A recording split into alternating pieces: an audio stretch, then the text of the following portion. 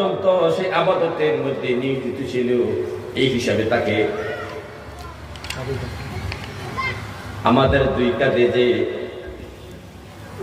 কেরামান কাতিবিন আছে, এই ফেরেশতা ডায়েরি নিয়ে কলম নিয়ে রেডি। তার কাজ হলো বান্দার আমলগুলো লেখা, ভালো আমলগুলো লেখা হয়, খারাপ আমলগুলো লেখা হয়। এখন বান্দা যখন ফজর নামাজ পড়ছে জোহর পর্যন্ত, এই মুনকার নাকির শুধু নেকের হিসাবে রাখতে থাকে। মানে জোহর ফজর থেকে জোহর পর্যন্ত সে নামাজের মধ্যে নিয়োজিত ছিল, এইভাবে লেখা হয় তাকে। যে ব্যক্তি জোহরের নামাজ পড়লো তাকে আসর পর্যন্ত, আসরের আযানের আগ পর্যন্ত তাকে জোহরের নামাজি হিসাবে লেখা হয়, তার আমল নামায় শুধু নেক লেখা হয়।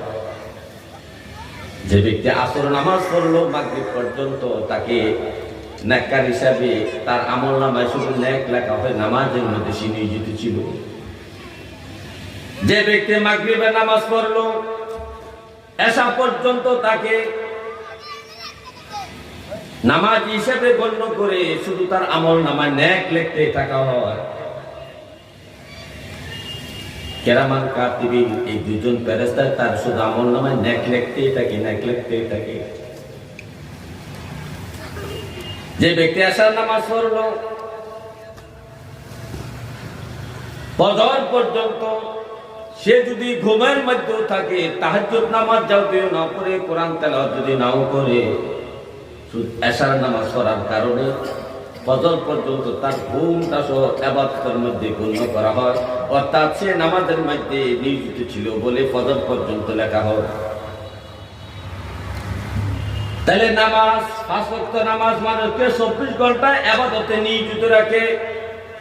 আমাদের আমল নামার ডায়েরির মধ্যে, আমল নামার মধ্যে লেখা হয়। এই জন্য আল্লাহ বলে, ওয়া মা খালাকুল জিন্না ওয়াল ইনসা ইল্লা লিয়াবুদুন।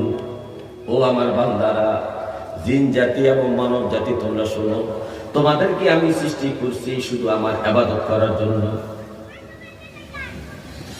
যদি আপনি ফজর নামাজ পড়লেন, জোহর পর্যন্ত আপনাকে নেককার বলে লেখা হইতেছে, আপনার আমল নামায় লেখা হইতেছে নামাজি হিসাবে। যদি আপনি জোহর নামাজ ছেড়ে দেন, তাহলে জোহর থেকে আসর পর্যন্ত আপনাকে গুনাহগার হিসাবে লেখা হবে।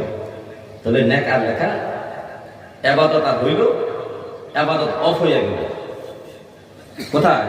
ওই যে জোহর থেকে আসর পর্যন্ত আপনার ইবাদত আর লেখা হচ্ছে না। এই জন্য আল্লাহ বলতেন, হে আমার